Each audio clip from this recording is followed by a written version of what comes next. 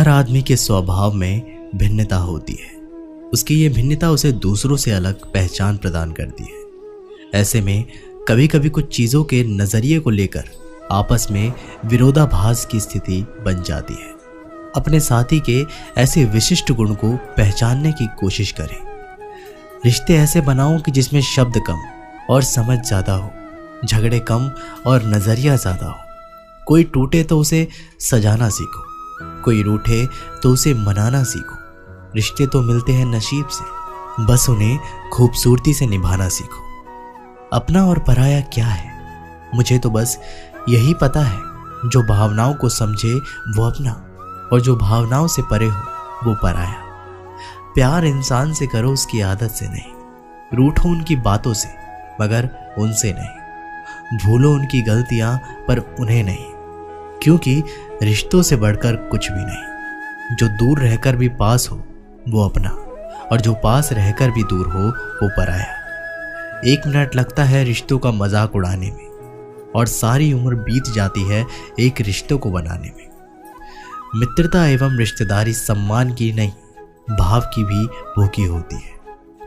बस शर्त लगाव दिल से होना चाहिए, दिमाग से नहीं। दुनिया का सबसे बेहतरीन रिश्ता वही होता है जहां एक हल्की सी मुस्कुराहट और छोटी सी माफी से जिंदगी दोबारा पहले जैसी हो जाती है। सख्त हाथों से भी फिसल जाती है कभी नाजुक उंगलियां। रिश्ते जोर से नहीं, प्यार मोहब्बत से पकड़े जाते हैं। रिश्ते कभी जिंदगी के साथ नहीं चलते। रिश्ते एक बार बनते हैं, फिर जिंदगी रिश्तों के साथ साथ चलती है। रिश्तों में अपनेपन की भावना की खातिर ही व्यक्ति एक दूसरे पर मर मिटने तक को तैयार हो जाते हैं। एक माँ के अंदर प्रारंभ से ही अपने बच्चे के प्रति बेहद अपनेपन की भावना कायम हो जाती है। उसे अपना बच्चा सारी दुनिया से प्रिय व सुंदर लगता है। करीबी रिश्तेदारों से व्यक्ति अक्सर अपने मन की वे सभी बातें करते हैं जिन्हें वह अन्य व्यक्तियों से नहीं कर सकते। रिश्तेदार व परिवार व्यक्ति के बुरे समय के साथ खड़े होते हैं। ऐसे में अकेले व्यक्ति की पीड़ा पूरे परिवार व रिश्तेदारों की पीड़ा बन जाती है। वे एकजुट होकर मुसीबत से लड़ते हैं और मुसीबत को दूर भगाकर कामयाबी पाते हैं। खुशियों की तलाश में हम कभी लोगों का पीछा करते हैं तो फिर कभी चीज़ों का। हमारी पसंद नापसंद, लालच और कई सुविधाओं की चाह भी हमारी खुशियों के रास्ते में आते रहती है, और हम टेढ़े मेढ़े रास्तों पर दौड़ते रहते हैं। हमें लगता है कि सुख सुविधा और धन का होना ही खुशियाँ है। हम अपनी खुशी को अंदर नहीं बल्कि बाहर उन चीज़ों और लोगों में ढूंढते हैं जो सिर्फ 2 पल की खुशियाँ देकर गायब हो जाते हैं। पैसे और सुख सुविधाओं के साथ आप खुश हो सकते हैं, लेकिन आप लंबे समय तक खुश रह नहीं सकते। खुश रहने के लिए आपको सरल और साधारण होना पड़ेगा। जब आपका मन बिना किसी वजह और बिना किसी ज़रूरत के खुश रहने लग जाए, उस दिन आप सरल बन जाएंगे। श्री कृष्ण कहते हैं कि खुश होना सरल है, लेकिन सरल होना मुश्किल है। श्री कृष्ण ने बहुत ही अच्छे शब्दों में कहा है कि कुछ दिन के रिश्ते सरेआम नहीं होते, सिर्फ महसूस किए जाते हैं, परंतु उनके नाम नहीं होते। रिश्ते हमें एक दूसरे पर भरोसा करने और विश्वास करना सिखाते हैं। जब हमें खुद पर भरोसा होता है तो हम अपने जीवन में हर मुश्किल का सामना कर सकते हैं और हर कुछ पा सकते हैं और अपने सपनों को हासिल कर सकते हैं। हमारे रिश्तों को याद रखना महत्वपूर्ण है, क्योंकि वे हमें जोड़े रखते हैं और हमें अलग होने से रोकते हैं। किसी भी रिश्ते में, जैसे कि आपकी बहन, भाई, माता पिता और रिश्तेदारों के साथ, रिश्ते को मजबूत बनाना चाहिए। हमें हरदम एकजुट रहना चाहिए ताकि हम मुश्किल हालात में हार ना माने। एक रिश्ते में दुनिया आती जाती रहती है, फिर भी दोस्ती दिलों को मिल जाती है। वो दोस्ती ही क्या जिसमें नाराजगी ना हो, पर सच्ची दोस्ती दोस्तों को मना ही लेती है। अंत का जश्न मनाएं, क्योंकि वे नई शुरुआत से पहले होते हैं। ये एक अच्छा संकेत है। टूटे हुए दिल का होना, इसका मतलब है कि हमने किसी चीज़ के लिए प्रयास किया है। यदि ये तुम्हें नष्ट कर रहा है तो ये प्रेम नहीं है। एक खराब रिश्ता आपको उस समय की तुलना में अधिक अकेलापन महसूस कराएगा जब आप अकेले थे। दायित्व पर आधारित रिश्तों में गरिमा का अभाव होता है। श्री कृष्ण कहते हैं कि अग्नि क्या होती है, अग्नि क्या करती है, जलाती है, फिर चाहे वो लकड़ी हो, कोयला हो, वस्त्र हो, जो भी आप अग्नि में डालेंगे वो भस्म हो जाएगा। किंतु सोना, यदि आप सोने को अग्नि में डालोगे तो वो कुंदन बनकर अपना अस्तित्व निखार लेता है। यदि आप लोहे को ताप दो तो वो फौलाद बन जाता है। क्यों होता है ऐसा? क्योंकि उनके भीतर की अग्नि उनको जलाने वाली अग्नि से अधिक तीक्ष्ण होती है। ये अग्नि है पवित्रता की। यदि आपका निश्चय दृढ़ है, आपके विचार पावन है, तो कुंदन बनकर निकलेगा, फौलाद बनकर निखरोगे, भीतर से बल पाओगे और कोई आपके साथ अनिष्ट नहीं कर पाएगा। श्री कृष्ण कहते हैं कि नदी का जल मीठा होता है, सागर का जल खारा होता है और किसी नाले का जल दुर्गंध से भरा क्यों? नदी का जल मीठा होता है क्योंकि वो सबको जल देती है। सागर जल लेता है इसलिए खारा होता है और नाला उसका बहना रुक जाता है और इसी कारण से वो दुर्गंधपूर्ण हो जाता है, किसी काम का नहीं रहता। हमारे जीवन भी कुछ ऐसा ही होता है। यदि नदी की भांति जीवन में कुछ देना सीखो तो जीवन में मिठास बनी रहेगी। यदि सागर की भांति बांटने के स्थान पर केवल संचय करते रहो तो तन में खटास बढ़ती रहेगी। और यदि नाले की भांति बहना छोड़ दो तो कर्म करना छोड़ दो तो किसी काम के नहीं रहोगे। इसलिए बिना किसी विराम के कर्म करते रहो और जो कुछ भी आपके पास है उसे बांटना सीखो। रिश्ते खून के नहीं होते, रिश्ते एहसास के होते हैं। अगर एहसास हो तो अजनबी भी अपने होते हैं और अगर एहसास ना हो तो अपने भी अजनबी हो जाते हैं।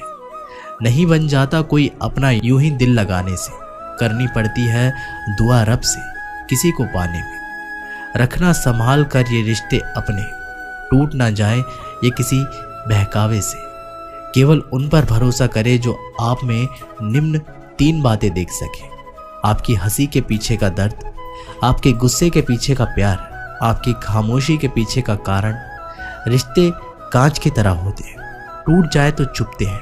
इन्हें संभाल कर हथेली पर सजाना, क्योंकि इन्हें टूटने में एक पल और बनने में बरसों लग जाते हैं। कोशिश करो कि कोई तुमसे ना रूठे, जिंदगी में अपनों का साथ ना छूटे।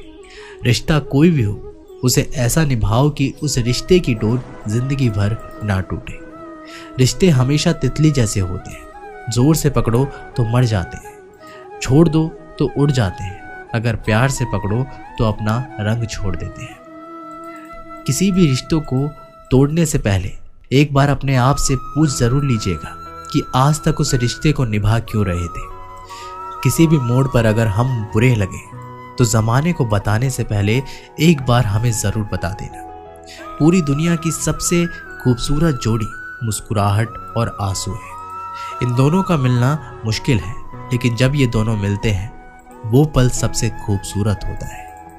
थोड़ी ही समय में दिल में जगह बनाने वाले लोग थोड़ी ही समय में दिल से उतर भी जाते हैं। इंसान को इंसान धोखा नहीं देता, बल्कि इंसान को उसकी उम्मीदें धोखा देती हैं जो वो दूसरों से रखता है। एक बात हमेशा याद रखना, बदलती चीज़ें हमेशा अच्छी लगती हैं, लेकिन बदलते हुए अपने कभी अच्छे नहीं लगते। सप्ताह में 7 वार होते हैं और 8वां वार है परिवार।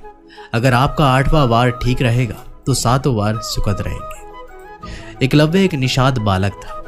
वह धनुर्विद्या में प्रवीण होना चाहता था और उसके लिए गुरु द्रोणाचार्य से धनुर्विद्या की शिक्षा प्राप्त करना चाहता था। एक दिन वह गुरु द्रोणाचार्य के पास पहुंचा और अपना शिष्य बना लेने का निवेदन किया। गुरु द्रोण केवल क्षत्रिय राजकुमारों को ही धनुर्विद्या सिखाते थे, इसलिए उन्होंने एकलव्य को धनुर्विद्या सिखाने से मना कर दिया। एकलव्य लौट गया। गुरु द्रोण के द्वारा मना कर देने पर भी उसने धनुर्विद्या को पूरी लगन से सीखने का प्रण किया। उसने मिट्टी से गुरु द्रोण की प्रतिमा का निर्माण किया और उसे अपना गुरु मानकर धनुर्विद्या का अभ्यास करने लगा। गुरु द्रोण पांडुपुत्र कौरव को धनुर्विद्या की शिक्षा दे रहे थे। एक दिन वह 5 पांडवों को लेकर जंगल में गए। एक कुत्ता भी उनके साथ था। जंगल में जाकर कुत्ता भौंकते हुए एकलव्य के आश्रम में घुस गया। एकलव्य उस समय गुरु द्रोण के प्रतिमा के सामने धनुर्विद्या का अभ्यास कर रहा था। कुत्ते का भौंकना उसका ध्यान भंग करने लगा उसने बाणों से कुत्ते का मुंह इस प्रकार बंद कर दिया कि कुत्ते को कोई चोट भी ना आए। कुत्ता जब गुरु द्रोण और पांडवों के पास पहुंचा तो वे उसे देखकर दंग रह गए।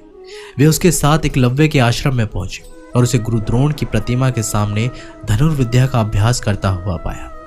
गुरु द्रोण ने उससे पूछा कि क्या कुत्ते का मुंह बाणों द्वारा उसने ही बंद किया है, तो उसने हाथ जोड़कर सिर झुका लिया। गुरु द्रोण उसकी धनुर्विद्या से बहुत प्रभावित हुए और उससे पूछा, तुम्हारा गुरु कौन है? एकलव्य ने गुरु द्रोण का नाम लिया। गुरु द्रोण चकित रह गए। उन्होंने कहा, मैंने तो तुम्हें कभी धनुर्विद्या नहीं सिखाई, मैं तो तुम्हारा गुरु कैसे हुआ? एकलव्य ने उन्हें बताया कि वह निषाद पुत्र है, इसलिए गुरु द्रोण ने उसे धनुर्विद्या की शिक्षा देने से मना कर दिया था। लेकिन वह निराश नहीं हुआ और गुरु द्रोण की प्रतिमा की गुरु मानकर अभ्यास करने लगा। इसलिए उसके गुरु द्रोण ही है और जो कुछ उसने सीखा है उनके ही सानिध्य में सीखा है। गुरु द्रोण एकलव्य की लगन देखकर प्रभावित हुए, किंतु वे जान गए कि एकलव्य एक महान धनुर्धर है। वे अर्जुन से भी श्रेष्ठ हैं और गुरु द्रोण अर्जुन को सर्वश्रेष्ठ धनुर्धर बनाने का वचन दे चुके थे। इसलिए उन्होंने एकलव्य से कहा, तुम्हारे अनुसार मैं तुम्हारा गुरु हूं, तो तुम्हें मुझे गुरु दक्षिणा देनी चाहिए। एकलव्य ने पूछा, गुरुवर, आप जो कहे मैं गुरु दक्षिणा में देने को तैयार हूं। गुरु द्रोण ने गुरु दक्षिणा में एकलव्य से उनका अंगूठा मांग लिया। किसी भी धनुर्धर के लिए अंगूठा अत्यंत महत्वपूर्ण होता है, उसकी ही सहायता से वह धनुष बाण चला सकता है। गुरु द्रोण के अंगूठा मांगने के पीछे की मंशा यही थी कि एकलव्य अर्जुन से अच्छा धनुर्धर ना बन जाए। एकलव्य ने एक क्षण भी ना सोचा और अपना अंगूठा काटकर गुरु द्रोण को समर्पित कर दिया। उसके बाद वह बिना अंगूठे के ही धनुर्विद्या का अभ्यास करने लगा और उसमें भी निपुण हो गया।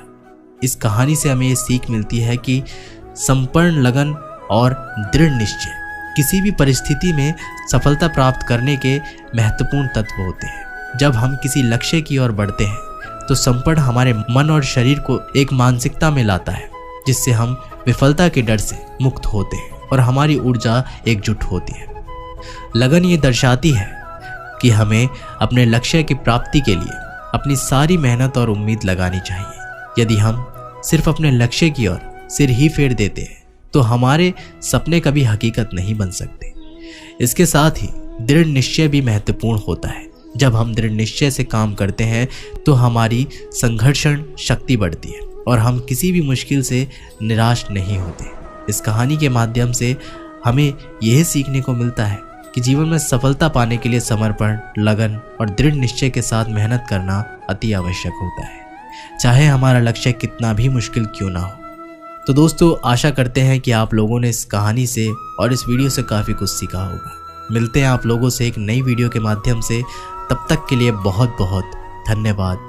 जय श्री कृष्ण।